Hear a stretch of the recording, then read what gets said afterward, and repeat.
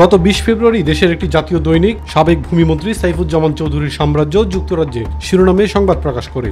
সংবাদে উল্লেখ করা হয়, সাইফুজ্জামান চৌধুরীকে লক্ষ্য করে বিশেষ অনুসন্ধান চালিয়েছে যুক্তরাষ্ট্রভিত্তিক সংবাদ সংস্থা ব্লুমবার্গ। ব্লুমবার্গের প্রতিবেদনে উল্লেখ করা হয়, 2016 সাল থেকে সাইফুজ্জামান চৌধুরীর মালিকানাধীন কোম্পানি প্রায় 20 কোটি ব্রিটিশ পাউন্ড মূল্যের 350টিরও বেশি সম্পত্তি কিনে যুক্তরাজ্যে রিয়েল এস্টেট সাম্রাজ্য গড়ে তুলেছে। যুক্তরাজ্যের কোম্পানি হাউস কর্পোরেট অ্যাকাউন্ট, বন্ধকি চার্জ এবং MH ল্যান্ড রেজিস্ট্রি লেনদেনের উপর ভিত্তি করে এ পরিসংখ্যান প্রকাশ করে বার্তা সংস্থাটি।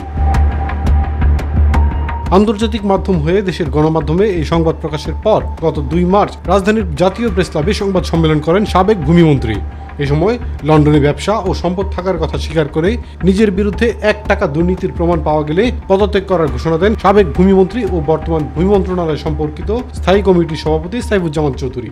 আমি কিন্তু আমার বিদেশের ব্যবসা বাণিজ্য আর বাংলাদেশের ব্যবসা বাণিজ্য ওভাবে পুরোটা আসলে মিক্স করি না, কারণ ট্যাক্স রিটার্ন বাংলাদেশের একটা, আমার ইউকের আলাদা ট্যাক্স রিটার্ন আমার আছে অনেক দিন থেকে, এবং ওই ট্যাক্স রিটার্নগুলো ওখানের এবং এখানের সাথে আমি আসলে মিক্স করি নাই। আমি যে কাজগুলো করেছি স্বচ্ছতা নিশ্চিত করেছি, জবাবদিহিতা নিশ্চিত করেছি। আমার যদি খারাপ উদ্দেশ্য থাকতো আমি কখনোই এগুলো করতাম না। বাংলাদেশের আইন অনুযায়ী দেশের কোনো নাগরিক, বাসিন্দা এবং সরকারি কর্মচারী বছরে 13,17,000 টাকার বেশি অর্থ দেশের বাইরে নিতে পারেন না।